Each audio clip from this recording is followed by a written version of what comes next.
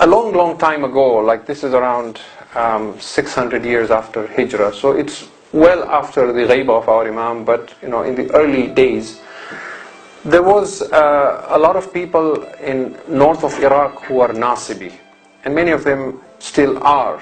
Like during the time of Saddam, you have these places like Tikrit and all these places. And Mosul was one of these places where there used to be a lot of Nasibis. And the governor of Mosul was a man who was a non-staunch Nasibi, meaning he hated the Shia and he hated the Ahlul Bayt alayhi salam.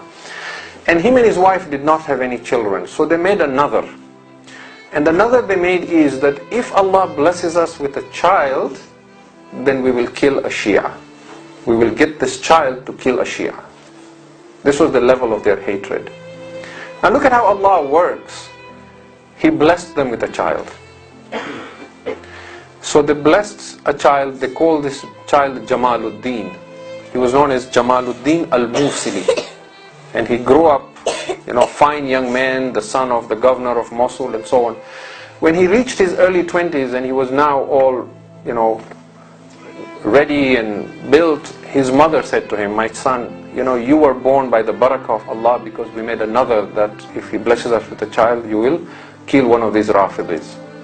So now you have to go fulfill our another, go kill one of the Shias." So he thought about it and says, where will I find a Shia to kill? He said, the best way is to get them when they go to Karbala, because they all go for ziyarah to Karbala. So he came south from Mosul and he sat at a crossroad where the qafila, the caravans, because in those days they would travel with camels, right, and horses and so on. So he was waiting for a qafila of Shia to come so he could attack them. He had a dagger. The first night nobody showed up. Second night nobody showed up. This is a documented true story. Because this man, when he converted, Jamaluddin al-Musili, he became an alim amongst the Shia. This is his own story.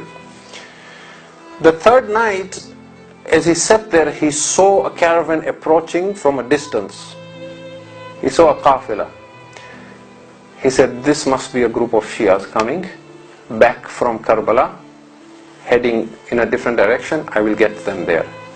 He waited, but the caravan was moving very slowly, and suddenly he was so tired, he felt drowsy, he fell asleep.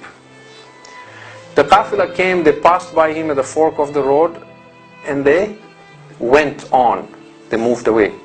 When he woke up, he realized, I missed them. This was my opportunity to kill a Shia.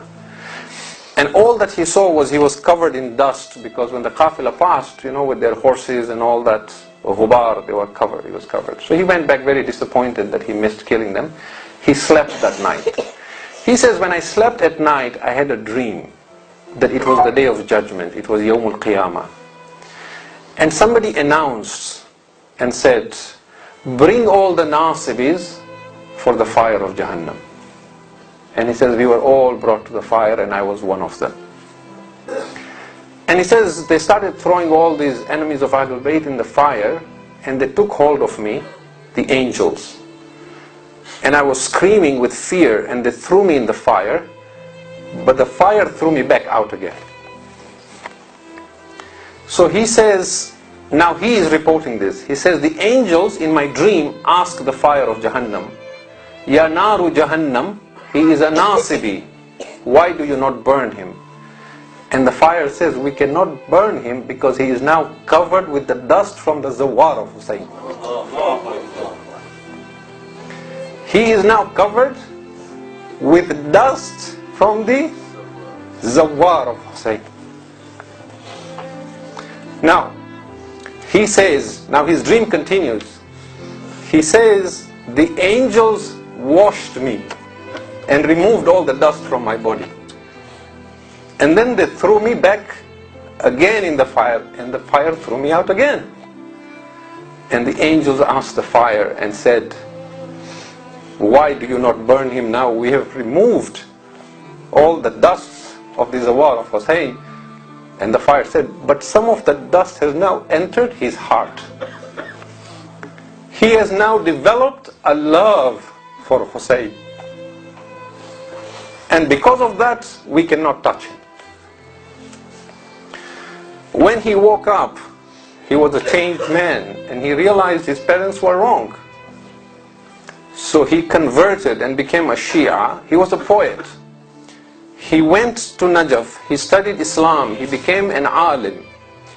Then he went for ziyarah of Hussayn, and he composed a couplet which is written on the dhari of Hussayn.